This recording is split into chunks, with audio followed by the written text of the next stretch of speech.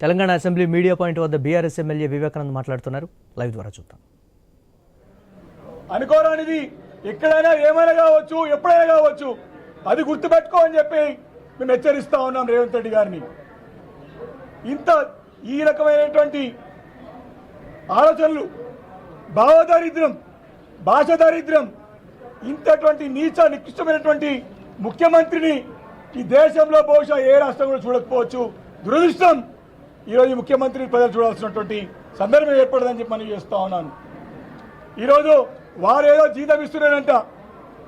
అరే బాబు, కేసీఆర్ లేకపోతే తెలంగాణ ఎక్కడిది? తెలంగాణ లేకపోతే నీ ముఖ్యమంత్రి ఎక్కడిది? ఒక్కసారి ఆలోచన చేయి. నువ్వు కేసీఆర్ లేని గురించి మాట్లాడుతావు, వారి స్థాయి గురించి మాట్లాడుతావు, వారి జీతం గురించి మాట్లాడుతావు. కేసీఆర్ పెట్టిన భిక్షనే ఈరోజు తెలంగాణ ముఖ్యమంత్రులకు పదవి అని మాట మర్చిపోవద్దని చెప్పేసి నేను రేవంత్ రెడ్డిని హెచ్చరిస్తా ఉన్నాను. ఈయన మాటలు ఎట్లున్నాయంటే ఒక సినిమా ఉన్నది, ప్రజలను హింసించే రాజు ఒక ఆయన ఉంటాడు, పులకేసి అని చెప్పి. సేమ్ ఆయన తీరాధీనం పెట్టరాదు. 3 గంటలు సుదీర్ఘమైనటువంటి ప్రసంగంలో 15 నెలలుగా అదే ప్రజలకు ఇచ్చిన హామీలు ఏ మేరకు నెరవేర్చాయని ప్రశ్నిస్తే సమాధానం చెప్పలేక ఈ రకంగా చావులు కోరుకుంటాం, మా చావులు మాటలు రాజకీయ ఉపన్యాసాలు ఇచ్చిండు తప్ప ప్రజలకు అవసరమయ్యేటువంటి ఏ మాత్రం అంశాలు మాట్లాడలేదు. ఇంకేం మాట్లాడతాడు? గవర్నర్ ప్రసంగంలో సంబంధం లేని విషయాలు అనేక విషయాలు మాట్లాడినాడు. ఎవరో దుబాయ్లో కానీ చనిపోతే, ఇంకోటి చనిపోతే అది మా పార్టీ నాయకులకు ఆపాదిస్తాడు. అది ఇది గవర్నర్ ప్రసంగంలో ఉందా సబ్జెక్టు? పట్టు లేదు. ప్రజలందరూ కూడా నిన్ను నిలదీస్తున్నారు. రేవంత్ రెడ్డి గారికి ప్రభుత్వం పైన పట్టు లేదని చెప్పి గల్లీలో ఉన్నటువంటి, గ్రామాల్లో ఉన్నటువంటి ప్రతి ఒక్క నుంచి ఈరోజు నగరం వరకు మాట్లాడుతూ ఉన్నారు. నిజంగా పట్టు లేదు, నాకు పట్టుంది అని చెప్పి మాట్లాడుతూ ఉన్నాడు. నిజంగానే నీకు పట్టుంటే, నిజంగానే నీకు దమ్ముంటే 6 మంత్రులని 15 నెలల నుంచి కూడా ఎందుకు నువ్వు పెట్టుకోలేకపోతావు అని చెప్పేసి ఈరోజు ప్రశ్నిస్తూ ఉన్నాం. అప్పుల విషయంలో కూడా అన్ని పచ్చి అబద్ధాలే. అబద్ధాలు కాకుండా నేను ఢిల్లీ 300 సార్లు పోతానంట. ఢిల్లీలో మకాం పెట్టిండు, వ్యాపారం పెట్టిండు, ఢిల్లీ చుట్టుపక్కల ఆస్తులు కొంటుండు, వ్యాపారాలు చేసుకుంటుండు. అందుకే ఈరోజు అఫీషియల్గా చెప్పేసిండు, నేను ఇంకా రాబోయే రోజుల్లో 300 సార్లు ఢిల్లీకి పోతా. ఇప్పటికీ 40 సార్లు పోయిండు. కేంద్ర మంత్రి చుట్టూ తిరిగిండు, ప్రధానమంత్రి చుట్టూ తిరిగిండు. రూపాయి వస్తలేదని చెప్తున్నాడు.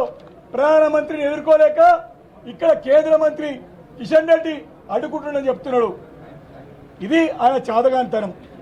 ఇక్కడనేమో ప్రధానమంత్రి మంచోడు, పెద్దన్న అంటున్నాడు, కానీ రూపాయి వేయలేకపోయింది. ఇప్పటి వరకు సమాధానం చెప్పలేకపోయిండు.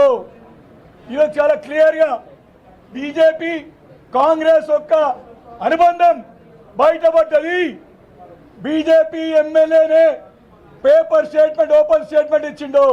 మా పార్టీ నాయకులని, సీనియర్ నాయకులని రహస్యంగా ముఖ్యమంత్రి కలుస్తున్నాడు అని బాటంగా బీజేపీ పార్టీ ఎమ్మెల్యే చెప్తే, ఈరోజు సభలో ముఖ్యమంత్రి గారు బీజేపీ ఫ్లోర్ లీడర్ని, మా నాయకుడే భవిష్యత్తులో ఇక్కడ వచ్చి పనిచేస్తాడని చెప్పి ఓపెన్ స్టేట్మెంట్ ముఖ్యమంత్రి గారు ఇచ్చింది. ఈరోజు దీన్ని ప్రజలందరూ గమనిస్తూ ఉన్నారు.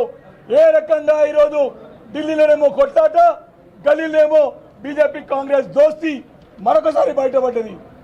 దానికి తోడు బీజేపీ మా సహచర సోదరుడు కూడా చాలా బాగా మాట్లాడినాడు, చాలా సంతృప్తి వ్యక్తం చేశాడు, చాలా ఆనందాన్ని వ్యక్తం చేశాడు. ఈ రకమైనటువంటి రాజకీయాలు ఎప్పుడు చూడలేదు మేము. వాస్తవానికి కాంగ్రెస్ బీజేపీకి ఉన్నటువంటి సైద్ధాంతిక విభేదాలు ఎన్నో ఉన్నాయి, కానీ ఇక్కడ తెలంగాణ అసెంబ్లీలో ఇది ఓపెన్ గా బయటపడ్డ సంగతి చూస్తా ఉన్నాం. కాబట్టి ముఖ్యమంత్రి గారు 3 గంటలుగా చేసిన ప్రసంగం అంతా కూడా పసలేనిది, కేవలం విషంగెక్కింది తప్ప దాంట్లో ఏ సందేశం లేదు, సారాంశం లేదు, ఒక దిశ లేదు, దశ లేదు. ప్రజలందరూ కూడా పక్కదో పట్టించే ప్రయత్నం చేసిందని చెప్పి ఈ సందర్భంగా మనవి చేస్తా ఉన్నాను. అందరికీ నమస్కారం. ఈరోజు